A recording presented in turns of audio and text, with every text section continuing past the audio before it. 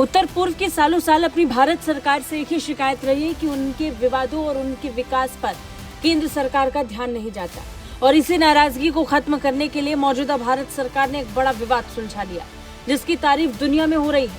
अब केंद्र और असम सरकार द्वारा प्रतिबंधित संगठन उल्फा के बीच हुए शांति समझौते को सिंगापुर ने भी सराहा है। सिंगापुर ने कहा कि इस उपलब्धि के कारण पूर्वोत्तर क्षेत्र में सिंगापुर से विदेशी निवेश में वृद्धि होगी। ये पूर्वोत्तर में शांति की दिशा में एक बहुत बड़ा फैसला है। दरअसल सरकार और उल्फा के बीच शांति समझौता हुआ था, जिसमें असम के मुख्यमंत्री हेमंत बिस्वा शर्मा और गृह मंत्री अमित शाह भी शामिल हुए थे।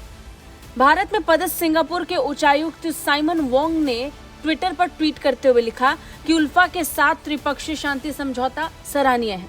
हम उल्फा, भारत सरकार और असम सरकार के बीच हुए इस ऐतिहासिक समझौते से खुश हैं।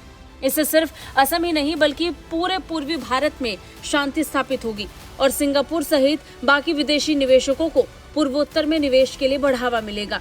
वोंग ने बताया कि एक ऐतिहासिक दिन है।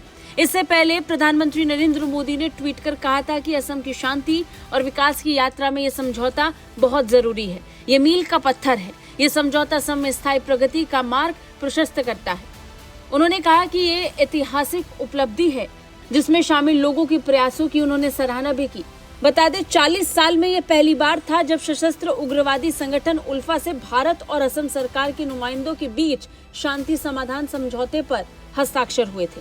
भारत सरकार के पूर्वोत्तर में शांति प्रयास की दिशा में ये एक बड़ा कदम माना जा रहा है। कारण साफ है, क्योंकि उल्फा पिछले कई सालों से उत्तर पूर्व में सशस्त्र सुरक्षा बलों के खिलाफ हिंसात्मक संघर्ष कर रहा था।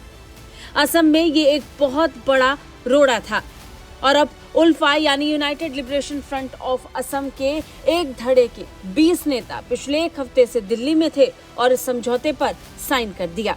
भारत सरकार और असम सरकार के आला अधिकारी समझौते के मसौदे पर हस्ताक्षर के लिए उन्हें तैयार कर रहे थे। उल्फा के जिस धड़े ने शांति समझौते पर साइन किया है वो अनूप चेतिया गुट का है। 2011 से उल्फा के इस गुट ने हथियार नहीं उठाए हैं, लेकिन ये पहली बार है जब बाकायदा एक शांति समझौते का मसौदा तैयार हुआ और दोनों पक्षों ने इस पर हस्ताक्षर किए।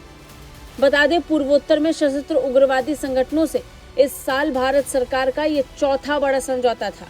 बता दें अलगाववादी संगठन उल्फा का गठन 1979 में बांग्लादेश से आए बिना दस्तावेज वाले अप्रवासियों के खिलाफ आंदोलन के बाद हुआ था और आखिरकार अब ये विवाद भी खत्म हो गया है।